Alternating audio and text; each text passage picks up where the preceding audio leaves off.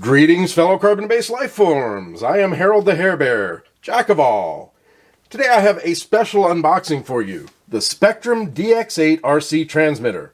Now, as with most of my unboxing videos, I'll provide a great many details, and this is meant mainly for people who are new to the hobby or are interested in upgrading to a higher-end transmitter.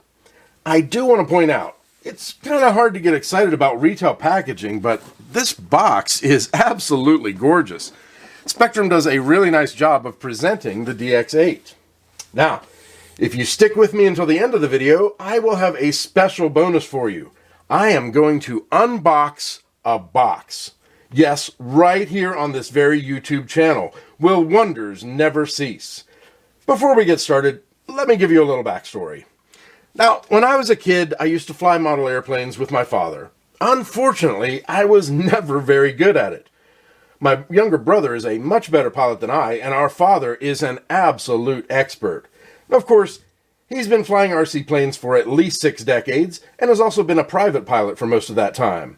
In fact, sometime soon I plan to do a video with my father, who incidentally just turned 77 years old and is building a 2-passenger private plane in his garage. But that is a story for another day. Now, I moved away after college, and I didn't really fly anything for at least a couple of decades. When I moved back to spend some time with my family a couple of years ago, one of the things I wanted to do with my father is get back into flying model aircraft. I joined the AMA and my dad's flying club, the Windy Ridge RC Club, and I purchased my first quadcopter, a unique Typhoon G, which holds a GoPro-type action camera. Now, I want to say, I really don't like the term drone. I feel that drones are flown by computers. Quadcopters, other multi-rotor vehicles, and RC planes are flown by pilots. Anyway, I love flying the Typhoon, but I wanted somewhat more of a challenge. So I purchased a Rise Fusion Racing Quad, and this thing is a blast. Since then, I've purchased a couple of other quadcopters, and I'd like to think that I'm quite good at flying them, at least line of sight, although admittedly, I'm still working on learning to fly FPV. Now, I also purchased a couple of beginner-friendly airplanes, including the Dromeda Twin Explorer. This thing is super easy to fly, even I can fly it. There's no rudder or ailerons. It's a powered glider, it uses throttle for climb, and it varies the speed of the 2 motors in order to turn. Now, my Dromeda Voyager, however, well, it's not here. It's being repaired yet again. I've managed to crash it on takeoff every time I've attempted to fly it. Now, I really do want to get better at flying fixed-wing aircraft. And how do you get better at anything? It's like the old joke. How do I get to Carnegie Hall? Practice, practice, practice. Fortunately, there's a great way to practice flying RCs without worrying about crashing expensive model aircraft. Simulation software. Technically, I suppose the computer could crash, but at least I wouldn't have trashed yet another model airplane. Now, one of the best choices on the market is RealFlight, and a lot of the members of our flying club swear by it. I decided to purchase the Horizon Hobby Edition of RealFlight 8. It has modes and models for all types of RC craft, including planes, helicopters, and multi-rotor aircraft. You can purchase RF8 with a controller by Tactic, but that controller cannot be used to fly real RCs. A lot of the club members suggested that I should use the transmitter I would actually use in the real world to practice with RealFlight. And that meant I had to decide what transmitter I wanted to purchase.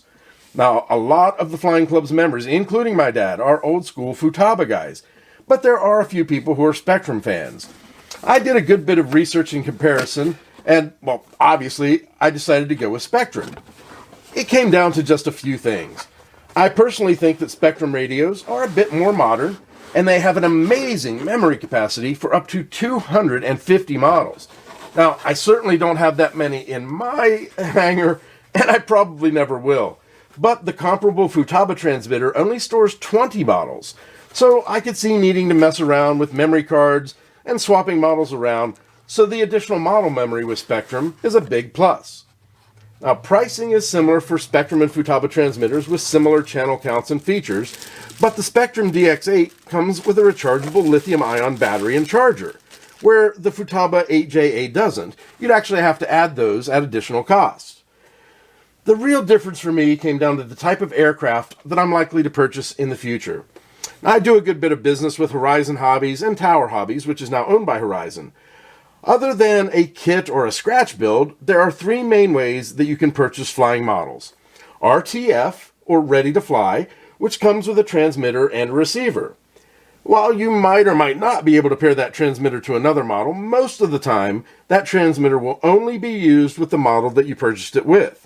All of the other planes and quads I own are RTF.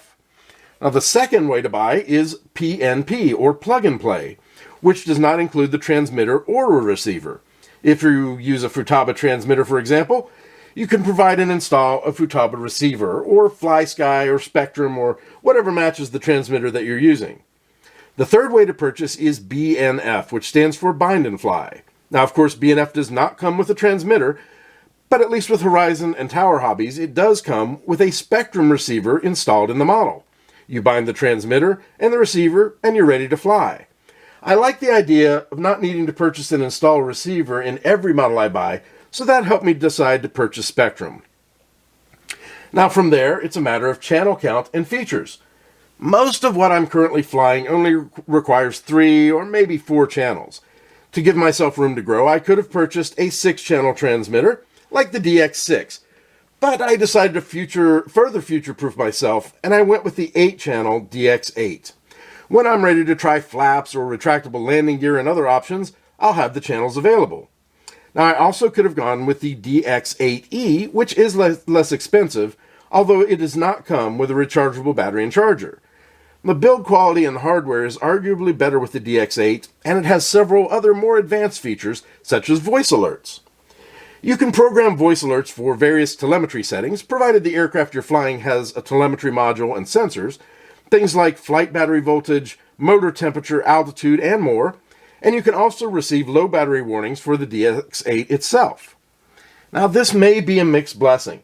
I don't know if I'll like having the transmitter talking to me, but it does seem like a better system than hearing a warning beep and having to look down at the LCD screen, taking your eyes off what you're flying to see what the warning is about. Now, the DX8 is a 2.4 gigahertz transmitter, which features Spektrum's DSMX wideband frequency modulation technology to resist interference and help keep the transmitter and the receiver connected, as well as SmartSafe. And one of the main features of SmartSafe is that it prevents unexpected motor startups by keeping the motor from running if the receiver is on and the transmitter is not, or it takes the motor to a low throttle setting if the transmitter signal is lost. The DX8 can wirelessly connect to other DSMX or DSM2 transmitters for buddy box training, or to assign gimbal functions to a second receiver, for example, or connect with Spektrum FPV headsets to control head tracking. Now, physically, the DX8 feels very well built. It includes 2 fixed diversity antennae, one's built into the handle and the second here on top. Diversity helps improve the quality and reliability of the wireless link, and is frequently used for FPV flying if your goggles are also diversity equipped. Now, all of the switches are programmable, and it includes 2 2-position and 5 3-position toggles, as well as this rotary dial. The LCD screen is backlit, and it uses this rotary dial to make selections, and you press that, and then you also have clear and back buttons. The gimbals feel very well made. All of your trims are right here on front. It has a place to attach a lanyard, and of course your power switch. On the back you have the battery compartment, and you open this port in order to charge that rechargeable battery. It also has a headphone jack and a jack for a wired buddy box connection. You can remove the grips if you need to adjust the gimbals or if you want to change the mode. This came in mode 2, which is what we use here in the US. There's also an SD card slot on the bottom. You'll use that to pull the serial number from the transmitter when you register on Spektrum's website, as well as to install updates for the Airware firmware, or if you happen to have more than 250 models and you need additional memory. Now, also included in the box is this sticker sheet, a very detailed manual,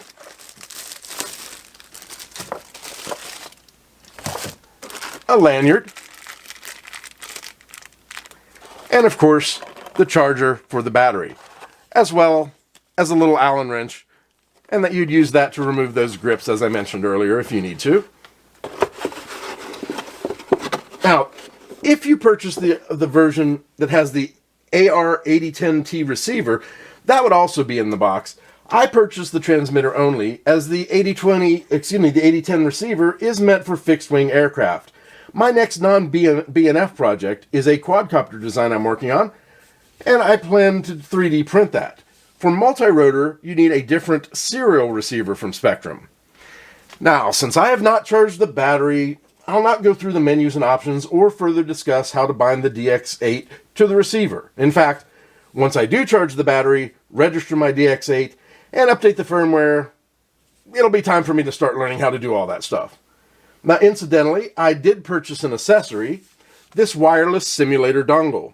This dongle will connect to the computer I have RealFlight 8 installed on via USB, and then wirelessly connect to my DX8 so I can start honing my piloting skills.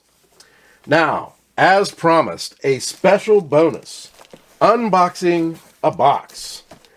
This is a single stand-up aircraft transmitter case, which is meant to fit Spektrum DX series transmitters. Let's take a quick look here.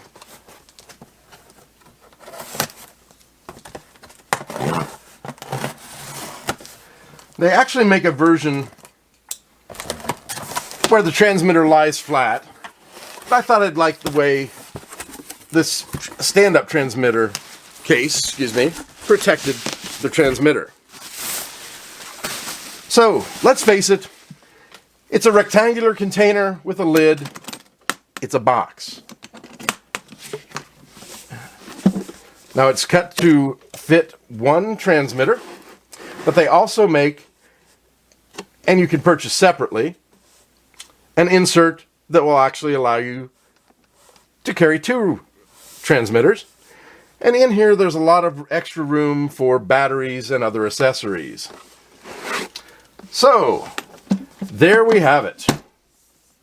I hope you've enjoyed my presentation and possibly even learned something. Please subscribe to my channel and hit the thumbs up like button below. I would love to hear your comments below regarding the Spektrum line of RC transmitters, or maybe competing products that you have experience with. Thank you for watching. I am Harold the Hair Bear, Jack of all. As always, and until next time, peace!